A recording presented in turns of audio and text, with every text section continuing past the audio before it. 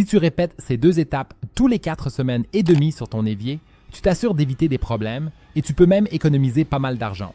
Mais d'abord, tu devrais prendre un gobelet comme celui-ci et y verser un peu de liquide vaisselle.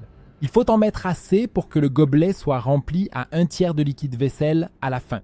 Une fois que tu as fait cela, il te faut encore un peu de sel. Une petite quantité de sel provenant de la salière ne suffit pas ici. Prends maintenant assez de sel pour que le gobelet soit ensuite rempli à peu près jusqu'à la moitié. Ensuite, tu auras aussi besoin d'un peu de vinaigre. Tu devrais maintenant remplir le reste de ton gobelet avec le vinaigre. Une fois que tu as tout mis dans le gobelet, commence à bien mélanger jusqu'à ce que tous les ingrédients soient bien incorporés et forment une masse homogène.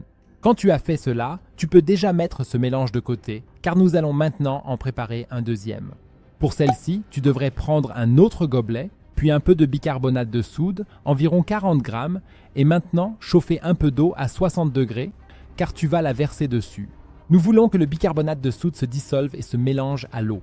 Mélange donc encore une fois bien le tout, attends un peu jusqu'à ce que le bicarbonate soit presque complètement dissous, puis tu peux déjà aller directement à ton évier avec ces 2 préparations.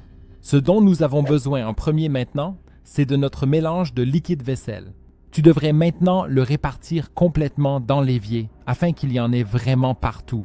Verse ensuite directement l'eau chaude avec le bicarbonate de soude et répartis-la bien dans ton évier. Tu remarqueras immédiatement qu'il commence à mousser abondamment. Tu auras également besoin d'un peu d'eau chaude, que tu devrais à nouveau chauffer à environ 60 à 70 degrés.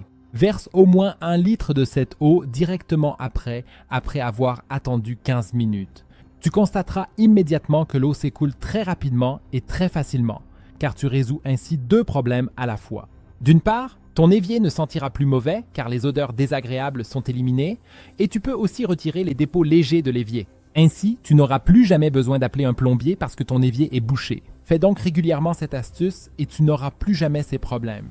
Si tu veux maintenant savoir comment déboucher ton évier s'il est déjà bouché, regarde la vidéo que tu vois maintenant à l'écran.